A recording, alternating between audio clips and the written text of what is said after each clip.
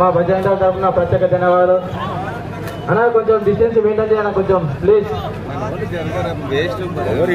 Back side రండి అందరూ. కొంచెం బ్యాక్ సైడ్ ఉంటే మనకే మంచి ఫోటో షూట్ చేస్తుండ్రు, వాళ్ళకు కూడా ఇబ్బంది చేయదు.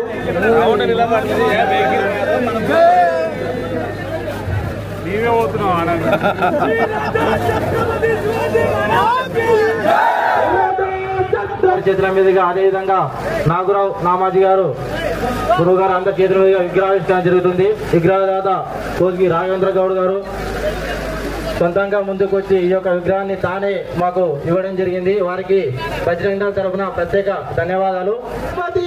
శివాజీ మహారాజ్ కి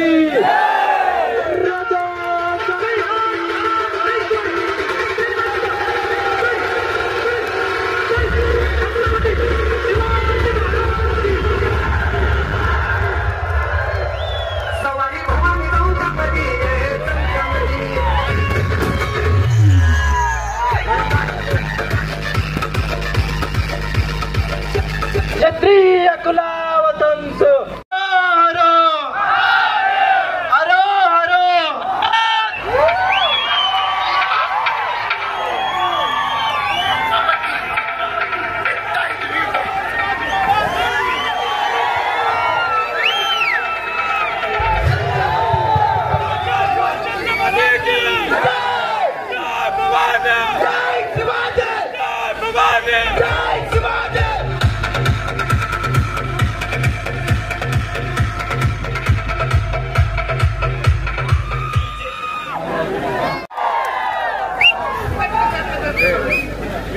जय बोलो भारत माता की, भारत माता की, भारत माता की. జై భవానీ అంటే వీర శివాజీ అనాలి. జై భవానీ, జై భవానీ, జై భవానీ. హర హర మహాదేవ, హర హర మహాదేవ. చాలా సంతోషం. మనసు ఎంతో ప్రశాంతంగా ఆహ్లాదకరంగా ఉంది. ఒక 100 సంవత్సరాలు తపస్సు చేసిన ఆనందం పొందాను ఈరోజు నేను. ప్రత్యేకంగా కానుకుర్తి గ్రామ ప్రజలకు గట్టిగా చప్పట్లు కొట్టండి ఒకసారి. వాస్తవానికి మేము తపస్సులు చేయడంలో, ధ్యానం చేయడంలో, పూజలు చేయడంలో, యోగం చేయడంలో పెద్ద ఆశ్చర్యం ఏం లేదు. కానీ ఇది అసలైన తపస్సు, ఇది అసలైనటువంటి యజ్ఞం, ఇది అసలైనటువంటి దీక్ష. ఇది ప్రతి ఒక్క హిందువులో, ప్రతి గ్రామంలో, ప్రతి ప్రాంతంలో ఉండడం మనకెంతో మాన్యత, మనకెంతో గౌరవం. అలాగే మహారాజ్ ఛత్రపతి అంటే 100 సామ్రాజ్యాల కన్నా మించిన అధికుడు, వీరుడు, యోధుడు ఎవరయ్యా అంటే ఒక్క ఛత్రపతి శివాజీ మహారాజు మాత్రమే.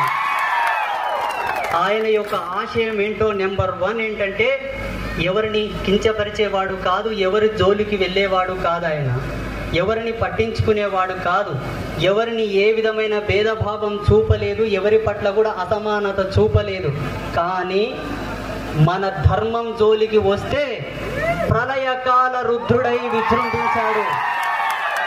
ఇప్పుడు మనం కూడా ప్రతి సనాతనుడు, ప్రతి హిందూ సోదరుడు ఆయన యొక్క ఆశయాన్ని పాటించాలి.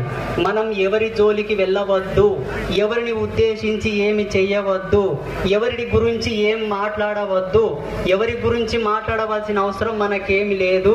భగవంతుడు మనకు అన్నీ ఇచ్చాడు. ప్రపంచ చరిత్రలో హిందూ అనేవాడి కన్నా ఉన్నతుడు, హిందూ అనేవాడి కన్నా గొప్పవాడు, హిందూ DNA కాలం కన్నా మించిన గొప్ప కాలం వేరొకటి చరిత్రలో లేదు. ఇది ప్రపంచ రికార్డ్ చరిత్రలో ఆన్ సైంటిఫికల్ రికార్డెడ్ ప్రకారంగా ప్రూఫ్ చేసుకోవచ్చు. మనకన్నా శాంత స్వభావుడు ఈ ప్రపంచంలో వేరొకడు లేడు, మనకన్నా సత్యవంతుడు వేరొకడు లేడు, మన ధర్మంలో ఉండేటటువంటి పతివ్రత వీర ధర్మ శిరోమణి తత్వం వేరొకతోటి లేదు. మన ధర్మంలో ఉండేటటువంటి వీరులు కూడా ఏ చరిత్రలో లేరు. మనకేం తక్కువ లేదు, మనకేం అవసరం లేదు. మనదైన దాన్ని మనం చాటుకుందాం, మన గొప్పతనాన్ని మనం ప్రచారం చేసుకుందాం. అలాగే ఈరోజు ఈ కానుకూర్తి సభా వేదిక మూలకంగా ఒక మాట నేను విన్నవించుకోదలిచాను. మనకు వేదాంత సత్యాన్ని వడగట్టించినటువంటి శంకర భగవత్పాదుల వారి యొక్క యాత్రలు కానీ, ఆరాధన దినోత్సవం కానీ, పూజలు కానీ మనం చేయటం లేదు. కాలజ్ఞానాన్ని ప్రపంచానికి పంచి పెట్టినటువంటి బ్రహ్మంగారిని మనం కొలుసుకోవటం లేదు. అలాగే ఈ ధర్మం లోపల ఎందరో యోగులు, ఋషులు, తాపసులు, సిద్ధులు, అఘోరాలు, నాగసాధువులు, గురువులు, పీఠాధిపతులు, మఠాధిపతులు ఎందరో వచ్చారు. అందరినీ మనం పక్కన పెట్టాం. కానీ మనదైన దాన్ని కొలుసుకోకుండా ఎవరినో మనం కొలుసుకుంటున్నాం. ఇది ఒక మన అసమానత, ఇది మన అసమానత, మన దౌర్భాగ్యం. మనదైన దాన్ని మనం కొలుసుకుందాం, మనదైన దాన్ని మనం పూజించుకుందాం, మనల్ని మనం గౌరవించుకుందాం, మనల్ని ముందుకు తీసుకెళ్దాం. ఇది ప్రతి ఒక్క హిందూ లోపల కావాల్సినటువంటి మొదటి జాగృతం, మొదటి అడుగు. ఈ రోజుతో మనం అందరం దీని అమలులోకి తీసుకురావాలి. అప్పుడే మన ధర్మానికి మనం న్యాయం చేసిన వాళ్ళు అవుతాం. ఇతరులను మనం ఏం కొలవవద్దు, పూజించవద్దు. ఎవరి మతాలు వాళ్ళవి, ఎవరి ధర్మం వాళ్ళది, వాళ్ళ మతాలు వాళ్ళవి, వాళ్ళ ధర్మం వాళ్ళది. మన ధర్మంలో ఏం తక్కువైందని ఒకరిని మనం పూజించాలి, గౌరవించాలి. ఒకవేళ పూజించాలనుకుంటే, ఒకవేళ కొలవాలనుకుంటే వాళ్ళు కూడా మన దేవి దేవతలను వచ్చి పూజించాలి. చూడండి, ఒక మెడికల్ రీసెర్చ్ ప్రకారంగా ఏ ఫార్ములా ఏంటి, ఏ మెడిసినల్ డ్రగ్ ఏంటి అనేది ఒక శాస్త్రవేత్త టెస్టులు చేసి చెప్తాడు. ఆధ్యాత్మికతని ఎన్ని రంగాలుగా వడబోయాలో, ఎన్ని రంగాలుగా రీసెర్చ్ చేయాలో, ఎన్ని రకాలుగా పరిశోధన చేయాలో, అన్ని గ్రంథాలను, అన్ని వేదాలను, అన్ని ఉపనిషత్తులను, అన్ని మంత్రతంత్ర గ్రంథాలను మేము విశ్లేషణ చేశాం. ఏం తక్కువైంది మన ధర్మంలో? ఏమి లేదు మన సనాతన ధర్మంలో. ఎందుకు మనం వేరే వాళ్ళని గౌరవించాలి? ఒకవేళ గౌరవించాలనుకున్నప్పుడు మన మానాలకు, మన ప్రాణాలకు ఎసురు వచ్చేటప్పుడు మనకేమవసరం? మనకు అవసరం లేదు.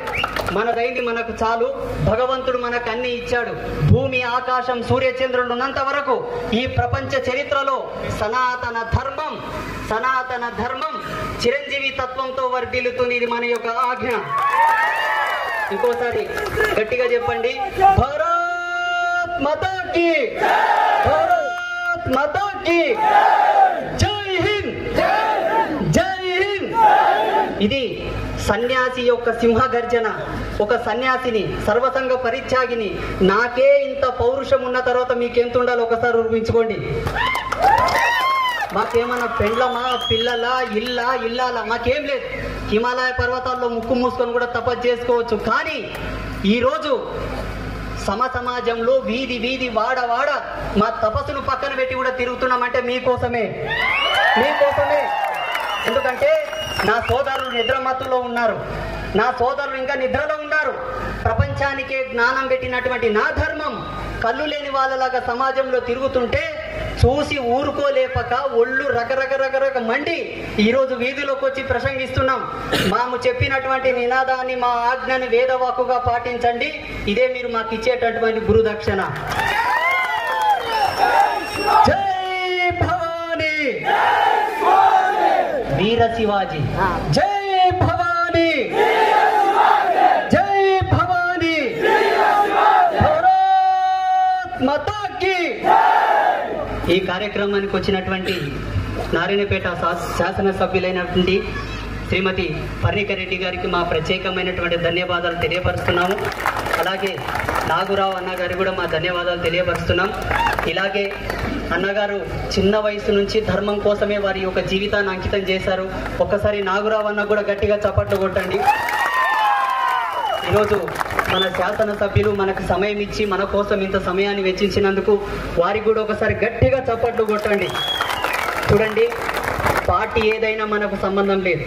ధర్మం గురించి ఏదైనా చర్చ వచ్చినప్పుడు ఒక చేతిలో పార్టీ జెండా ఉన్నా ఇంకో చేతిలో కాషాయం జెండా ఉండాలి. బీజేపీ పొడవైతే ఒక చేతిలో బీజేపీ జెండా పట్టుకో, ఇంకొక చేతిలో జాతీయ జెండాను పట్టుకో, మన ధర్మం జెండా పట్టుకో.